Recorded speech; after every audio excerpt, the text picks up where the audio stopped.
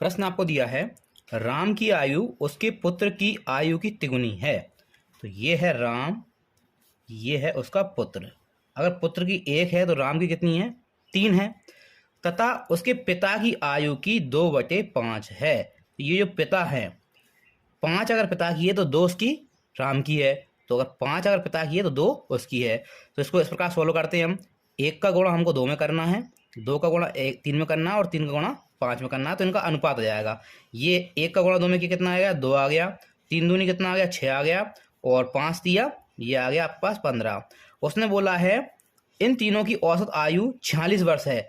46 वर्ष मतलब इनको जोड़ देंगे, है ना। तो इसको मान लेंगे 2x, ये आपका 6x, ये हो गया 15x।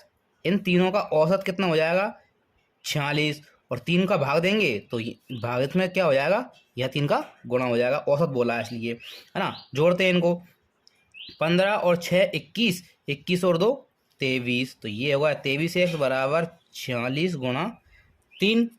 काटते हैं इसको, 23 दूनी 46 और 3 दूनी कितने आ गए, 6। तो x की वैल्यू आपके पास कितनी आ गई, 6 आ गई।